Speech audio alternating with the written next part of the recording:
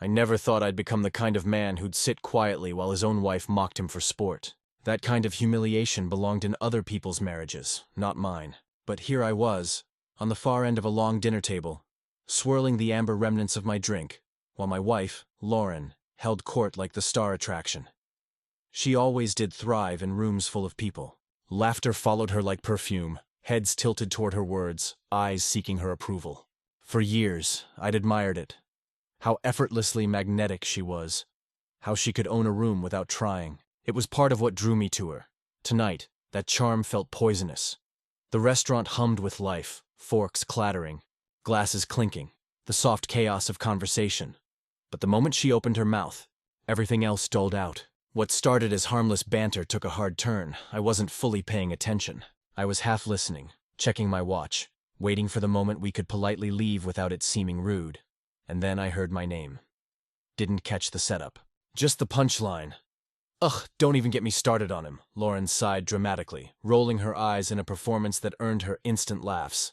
At this point, he's basically just my roommate. The table erupted. Effortless laughter. Quick, shallow amusement. I blinked slowly, every instinct urging me to keep still. The whiskey in my glass had melted into something watery, weak. For a second I thought maybe I'd misheard. But no one corrected her. They just nodded and giggled, comfortable in the familiarity of the insult. What do you mean? One of her friends asked, half grinning. Lauren smirked, leaning in. Oh, you know. We barely talk anymore. Barely do anything together. He's just there. Laughter again. Another round. This time, something inside me shifted. I stared into my glass, the thin ice swimming in whiskey that tasted suddenly sour. I tried to rationalize. Maybe she's joking. Maybe it's sarcasm. Maybe I'm being too sensitive. But it was the tone, the pleasure in it. She wasn't kidding. I glanced at her briefly, searching for even a trace of remorse, a flicker of awareness that she'd gone too far. Nothing. Her expression was relaxed, beautiful in that polished public way. She was fine. She didn't even flinch, and the worst part? Nobody around her looked surprised, which meant this wasn't the first time. That realization landed heavy. I felt my heartbeat in my ears, a slow, dull rhythm, like a clock ticking down to inevitability. There was a brief flicker of impulse. I imagined standing, walking out, letting the silence swallow her laughter. But I didn't. I just sat there and let the moment sink its claws in. Because that's when I saw it clearly for the first time. She didn't respect me. Maybe she never really had. But that was about to change. I placed my glass down quietly, deliberate as a man setting a fragile thing aside, and said nothing for the rest of the night. She didn't notice. Of course she didn't. But she would. Oh, she would. The car ride home was silent, except for her humming softly as she scrolled her phone. She was glowing, still feeding off the energy of the evening, completely oblivious to the wound she'd carved. To her, the night had been fun, effortless, normal. To me, it was the breaking point. Streetlights washed across the windshield as I drove, faint reflections bending over her face. She didn't look at me once. I half expected, even hoped, she'd sense the shift, feel the tension filling the car like fog. Nothing. As we pulled into the driveway, I killed the engine. What was that? I asked finally. Lauren barely glanced up. What was what? I turned, calm but sharp. The joke. At dinner, she blinked, then rolled her eyes. Oh my God, you're not actually upset about that, are you? I just want to understand, I said evenly. You think it's funny making me look like a dead weight in front of your friends? She groaned softly. Don't be dramatic. It was a joke, I repeated, tasting the word. It felt like vinegar. Yeah, you're acting like I said something awful. I stared at her for a long minute. There was no apology in her eyes, no hesitation. She looked at me like I was inconveniencing her by feeling something. You're being too sensitive, she said finally, thumbing through notifications like we weren't in the middle of a post-mortem on our marriage. That's when I felt the final thread snap. It wasn't anger, not quite sadness, just a clean, cold clarity. The kind you can't unsee, the kind that tells you there's nothing left to fix. I nodded slowly, exhaling through my nose. All right, I said, and stepped out of the car. She didn't ask what I meant, didn't follow. She just sat there, illuminated by the glow of her phone, perfectly content. If she didn't care, why should I? That night I said nothing more, showered, got into bed, turned off the lamp. She came in later, scrolling absently through her phone before turning off her light. No good night, no trace of guilt, just routine. And lying there in the dark, I understood it. We weren't partners anymore. I'd been fighting alone for a long time. I'd just been too proud to admit the battlefield was already empty. The next morning, I didn't greet her. Didn't ask if she wanted coffee. I made my own, drank in silence, and left for work. She barely looked up. But over the next few days, the silence settled between us differently. She asked casual things. Can you grab something from the store? Did you pay the bill? And I just shrugged. No edge, no argument, just detachment. When she complained about work, her favorite subject, I nodded absently and went back to reading. The old version of me would have comforted her, coaxed her smile back. Now I just let her words drop and fade. That's how she started to see it. The absence. Not a fight. Not anger. Just distance she couldn't control. And for the first time I saw it too. The flicker of unease when her usual tactics didn't land. The nervous second glance. The small stumbles in her confidence. She wasn't laughing anymore.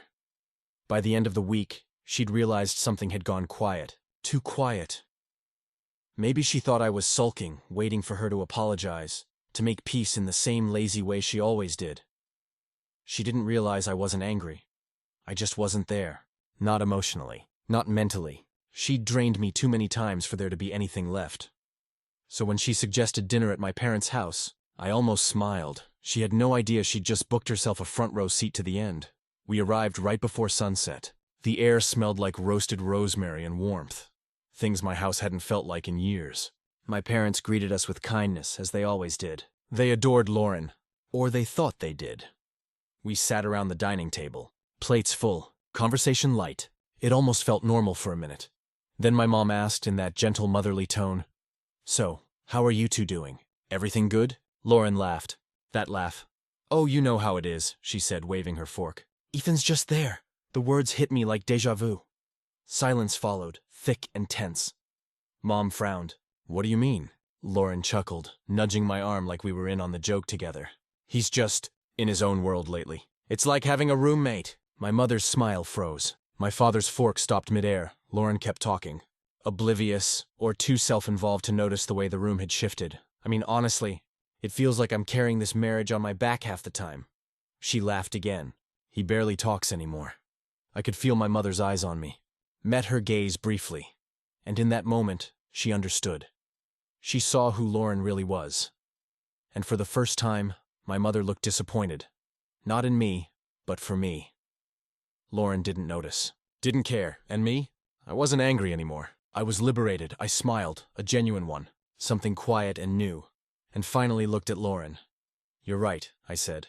My voice calm. She blinked, caught off guard. "I have been distant," I continued. I leaned back in my chair, letting the words stretch. "You know what I've realized, though?" She frowned. "What?" "You don't really want a husband." I said it gently, like stating a fact. Her breath caught. "What's that supposed to mean?" I tilted my head. "You want an audience. Someone to laugh at your jokes. Someone to sit still while you perform. To make you look a little shinier in a crowded room." Her laughter flickered out. Her cheeks flushed. "That's not... You want a roommate," I said softly. "And that's fine. I can be that." The silence that followed was absolute. Mom and Dad exchanged a quiet glance, understanding passing wordlessly between them. Lauren scoffed, rolling her eyes, trying to find her balance in a room that suddenly didn't orbit her anymore. But there was fear in her tone now. A little break in the perfectly practiced confidence. "Now, oh, come on, you're overreacting." "No, I said simply, I'm just done trying harder than you." She opened her mouth, closed it, and for the first time I saw it doubt fear, because something about me was different now. She could feel it, and that terrified her. Dinner ended awkwardly. Lauren barely spoke the rest of the night. She thought I was bluffing. She thought she still had control. But she didn't know what was coming next. Because when we got home, I was leaving, and this time I wasn't coming back the ride. Home was suffocating. Lauren sat stiffly in the passenger seat, arms crossed, jaw clenched. She hadn't said a word since we left my parents' house. I could still har. The way her laugh had died in her throat, when I called her out, I could still see the flicker of fear in her eyes when she realized maybe she had pushed too far, but she wasn't apologizing. She wasn't even trying. I pulled into the driveway and turned off the engine. I didn't move right away. Lauren didn't either. The silence was a living, breathing thing between us. And then Ash scoffed a small bitter sound. "This is ridiculous," she muttered. "You're acting like a child." I finally turned to look at her. She still didn't get it. She still thought this was a game, a petty little disagreement that would blow over if she ignored it long enough, but it wasn't. It was over. I opened the car door, got out, and walked inside without another word. Lauren followed her footsteps quick behind me. "So that's it. You're just gonna sulk now?" I didn't answer. Because I wasn't sulking. I was packing. I walked into the bedroom and grabbed a suitcase from the closet, opened it, started folding clothes. Lauren froze. "What are you doing?" Her voice had changed, less annoyed now, less sure I didn't look up packing. She let out a breathy, humorless laugh. "Oh, come on, stop being so dramatic. I kept packing." She didn't laugh. "This time. Wait," she said, moving closer, voice sharpening. "You're not actually leaving." Still, I didn't respond because I was grabbed the essentials, clothes, toiletries, documents, laptop. I didn't take everything, just what I needed. Just enough to make it clear. "Okay," Lauren snapped, "you made your point, you're pissed. Now stop being stupid." And now, I finally looked up, and whatever she saw in my eyes, it shut her up because she finally realized I wasn't playing a game.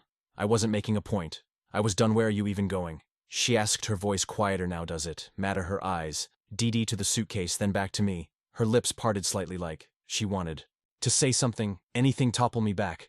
But she didn't, because she didn't know how. And maybe she never had. I zipped up the suitcase, walked past her. She didn't try to stop me, didn't reach for me, didn't fight. And somehow that was worse than if she had. I grabbed my key, opened the front door, and right before I stepped out, I heard her say it, the last thing she would say to me before I walked away for good. "You'll be back." She said it like a fact, like she still believed she had control over me, like I was predictable, like I was still the same man who had put up with her for years. I turned to face her own last time, and I smiled, a small, tired, knowing smile. "No," I said, "I won't." Then I closed the door behind me and left. The first night without me didn't seem to bother Lauren. She didn't call, she didn't text. She probably thought I was just staying with a friend or blowing off steam.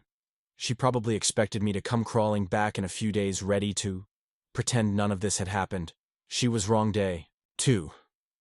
The silence feels different by the second day, she noticed. I imagine she woke up expecting to find me in the kitchen making coffee like I always did. But the house was quiet, too quiet. There was no movement in the other room, no morning routine sounds. No presence, just absence. I picture her scrolling through her phone, still refusing to text me first, still convinced that if she just waited long enough I'd break the silence. I didn't. Day 3, the shift begins. By the third day, something shifted. She finally texted, "Where are you?" Not, "Are you okay?"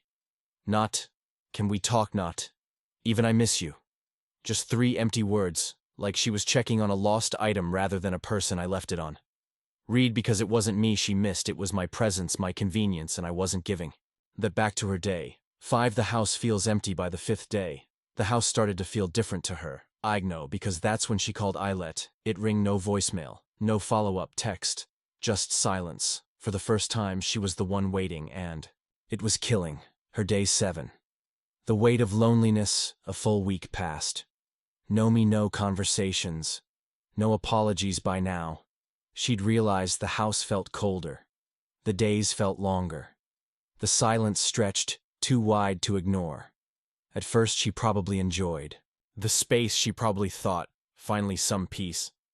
But then she noticed the garbage was still there. The groceries were running low. The laundry was piling up, and worst of all, there was no one to talk to. No one to listen to. Her, no one to fill the empty space, because I had been the one holding it all together, and now she was alone with the mess she created. Day 10. The breaking point. It took 10 days for her to finally say it late at night. A voicemail. Her voice wasn't angry. This time wasn't sarcastic.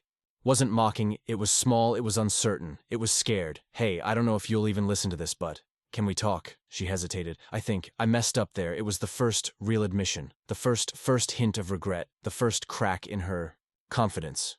But it was too late. I stared at the voicemail for a long time. Then I deleted it, and as I lay back in my bed in my new place, in my new life without her, I felt something I hadn't felt in years. Relief. I had stopped caring, and now she wasn't laughing anymore. 2 weeks, that's so long it took for Lauren to finally understand, not just that I was gone, Not just that I wasn't coming back, but that this time she had lost me for good. Day 14, desperation. I woke up to another voicemail.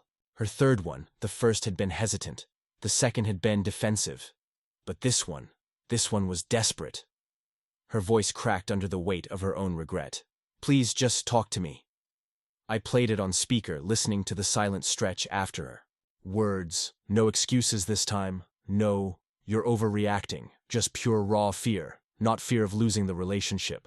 Fear of what came after fear of being alone. I didn't call her back. I didn't text because this was her consequence, and she had to live with it. That evening, I got home to a knock at the door.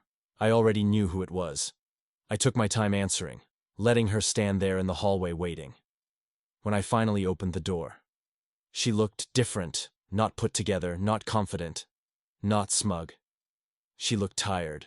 Her hair was messy. She had dark circles under her. I leaned against the door frame, arms crossed. What do you want, Lauren? She flinched. Not babe, not hey, just Lauren. That single word shattered whatever confidence she had left. She tried to force a weak smile, like maybe we could still salvage something. Can we talk? I didn't move. We talking. She let out a shaky breath. She swallowed, struggling to get the words out. I don't know how to fix this. Fix this, as if it was something that could be patched up like a broken appliance. I tilted my head slightly. Why do you want to fix it? She hesitated, and that silence told me everything I needed to know, because the truth was, she didn't want to fix us. She wanted to fix the consequences. She wanted things to go back to how they were before, where she could mock me without thinking, where I would always forgive her, where I would never leave. But those days were gone. I get it now. She finally whispered. I didn't say anything. I just let her sit in it. She looked away, blinking rapidly. I could tell she was fighting tears, but I wasn't going to comfort her. That wasn't my job anymore. She exhaled. Shaky is there. Any chance her voice was softer than I'd ever heard it. Like she already knew the answer. I studied her for a moment, and then finally I said the words I had been holding on to for weeks. No, her lips parted slightly, like she wanted to argue, but she didn't, because for once, she actually understood. I nodded once. Take care, Lauren. Then I closed the door, not in anger, not in revenge, not in spite, just finality. A month later, I sat in a coffee shop sipping a drink, feeling lighter than I had in years. For the first time, I wasn't looking at my phone waiting for a message. For the first time, wasn't walking on eggshells, afraid of another fight I couldn't win. For the first time, I felt free, and Lauren, she was just another part of my past. Just like her jokes, just like her dismissiveness, just like the life I had left behind.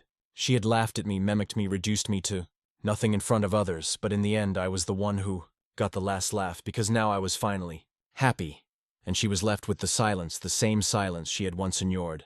But this time she was the only one left to hear it. Dear listeners, please share your thoughts in the comments, and do not forget to like, share, and subscribe to the channel.